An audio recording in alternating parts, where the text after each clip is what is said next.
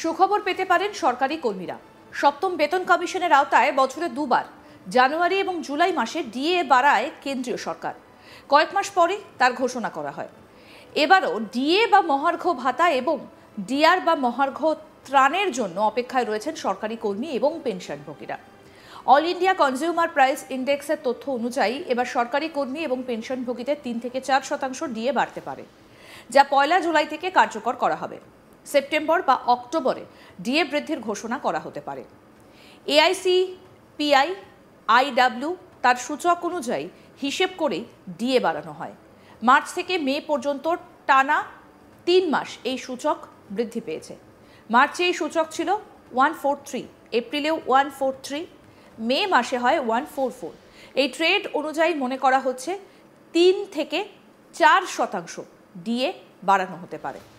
সপ্তম বেতন কমিশন লাগু হবার পর থেকেই ধারাবাহিকভাবে ডিএ বৃদ্ধি পেয়েছে। 2016 সালে ডিএ ছিল 0%। চলতি বছরের জানুয়ারিতে যা বেড়ে হয়েছে 55%। জুলাইয়ে 3% ডিএ বাড়ানোর সম্ভাবনা রয়েছে, যার ফলে ডিএ বেড়ে হতে পারে 58%। 2026 সালের জানুয়ারিতে আরও 2% ডিএ যদি বাড়ানো হয় তাহলে অঙ্কটা বেড়ে হবে 60%-এ। জানা যাচ্ছে 2026 সালের জানুয়ারি থেকে অষ্টম বেতন কমিশন কার্যকর করা হতে পারে। এরপরে সম্ভবত 60% পর্যন্ত মূল্যবৃদ্ধি ভাতা মূল বেতনের সঙ্গে অন্তর্ভুক্ত করা হতে পারে। মন্ত্রিসভার অনুমোদনের পর কেন্দ্রীয় সরকার মহার্ঘ ভাতা বৃদ্ধির বিষয়ে চূড়ান্ত সিদ্ধান্ত নেবে।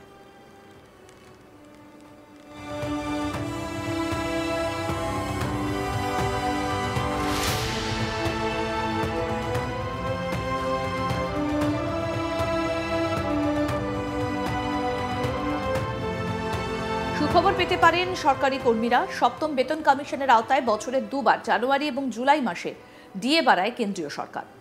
কয়েক মাস পরই তার ঘোষণা করা হয়। এবার ডিএ বা মহার্ঘ ভাতা এবং ডিআর বা মহার্ঘ ত্রাণের জন্য অপেক্ষায় রয়েছেন সরকারি কর্মী এবং পেনশনভোগীরা। অল ইন্ডিয়া কনজিউমার প্রাইস ইন্ডেক্সের তথ্য অনুযায়ী এবার সরকারি কর্মী এবং পেনশনভোগীদের 3 থেকে 4% ডিএ বাড়তে পারে, যা 1 জুলাই থেকে কার্যকর করা হবে। সেপ্টেম্বর বা অক্টোবরে ডিএ বৃদ্ধি ঘোষণা করা হতে পারে। এআইসিপিআই আইডব্লিউ সূচক অনুযায়ী হিসেব করেই ডিএ বাড়ানো হয়। মার্চ থেকে মে পর্যন্ত টানা 3 মাস এই সূচক বৃদ্ধি পেয়েছে। মার্চে এই সূচক ছিল 143, এপ্রিলেও 143, তবে মে মাসে 144।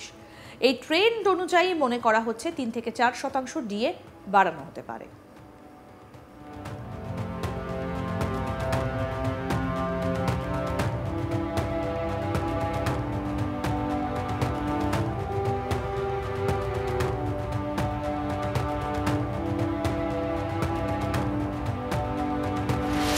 সপ্তম বেতন কমিশন লাগু হবার পর থেকে ধারাবাহিকভাবে ডিএ বৃদ্ধি পেয়েছে। 2016 সালে ডিএ ছিল 0%।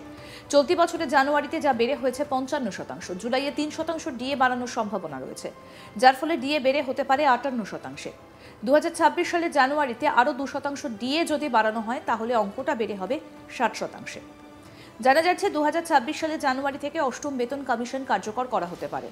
এরপর সম্ভবত 60% পর্যন্ত মূল্যবৃদ্ধি ভাতা মূল বেতনের সঙ্গে অন্তর্ভুক্ত করা হতে পারে। মন্ত্রিসভার অনুমোদনের পর কেন্দ্রীয় সরকার মহার্ঘ ভাতা বৃদ্ধির বিষয়ে চূড়ান্ত সিদ্ধান্ত নেবে।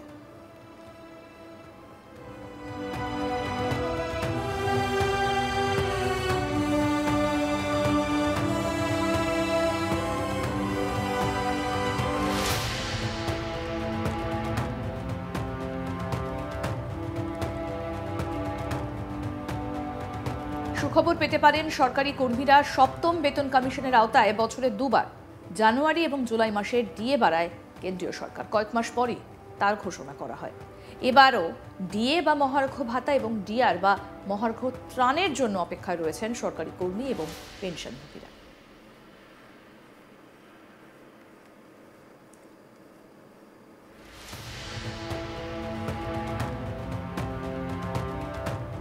অল ইন্ডিয়া কনজিউমার প্রাইস ইন্ডেক্সের তথ্য অনুযায়ী এবার সরকারি কর্মী এবং পেনশনভোগীদের 3 থেকে 4% ডিএ বাড়তে পারে, যা 1 জুলাই থেকে কার্যকর করা হবে। সেপ্টেম্বর বা অক্টোবরে ডিএ বৃদ্ধির ঘোষণা করা হতে পারে।